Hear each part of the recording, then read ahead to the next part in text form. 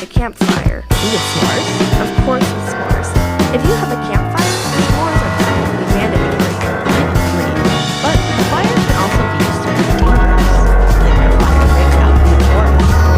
These are called wildfires. They can scorch miles and miles of woods and wastelands, and they sometimes set buildings too. If they burn high enough, they can destroy ecosystems and cause lots of harmful smoke in the air.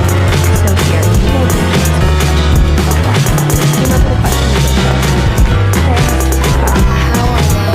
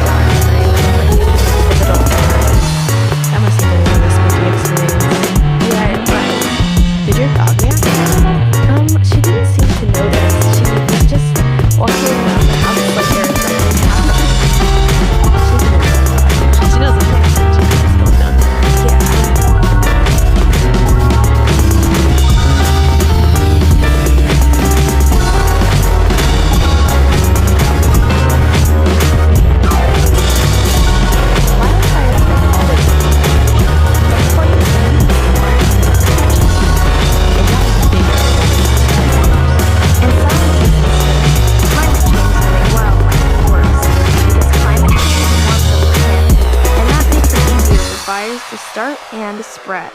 Climate change comes from having too much greenhouse gas in our atmosphere, stuff like carbon dioxide or methane. These gases are released when we burn fossil fuels in vehicles or factories or power plants. When they go up into the sky, they create a kind of invisible blanket that traps heat down here on Earth. We need some of those gases in the atmosphere to keep us warm, but too much and things go from cozy to toasty. It's like when you have on way too many blankets and suddenly you're sweating. Right. And the more greenhouse gases we release, the hotter it will get. That'll change the climate and weather patterns all around the globe. That's why we call it climate change. And climate change is part of why we're seeing bigger wildfires now. So let's get to Mara's question. How do wildfires start? And how can we stay safe from them and make less? It takes 3 things to make a wildfire. These ingredients are called the fire triangle. So we also have a musical triangle to play. Can you do the honors, Sierra? Sure. The first thing you need to start a fire is fuel. That's stuff to burn, like dead grass and brush.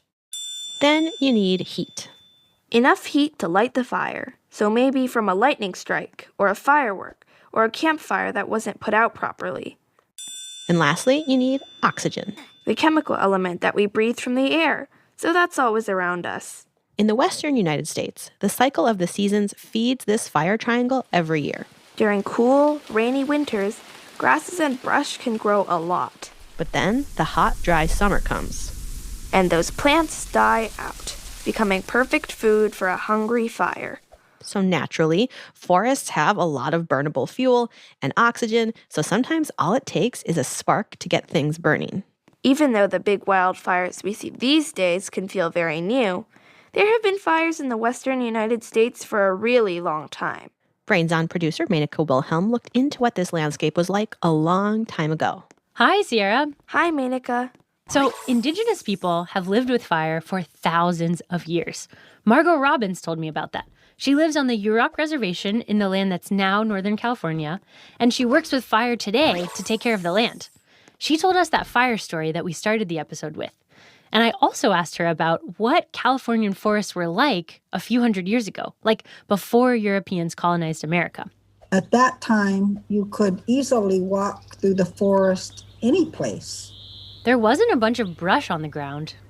There were fewer but bigger and healthier trees. The trees shaded the forest and gave animals and people leaves and nuts to eat. There were trails that people used that were kept open. And as you walked along a trail, you would have seen a lot of variety. Grass would grow in prairie-like areas, while in other places, big trees had plenty of space to spread out. And it looked that way because Native people took care of the land with fire. Indigenous tribes carefully burned some of the land each year to keep ecosystems balanced. Burns break dead brush and trees down so that their nutrients can return to the forest soil. And some plants can only grow from their seeds with fire. And actually, loads of plants and trees have adapted to fire in similar ways. So indigenous people kept the land healthy with fire. We didn't mow the grass. We burned it. They burned land carefully and slowly, a little bit at a time. And they set fires in very specific places so that the fires would naturally end at a stream or a path or a shaded area. Big trees could survive these calm fires, but these burns cleared out grass, brush, and dead plants.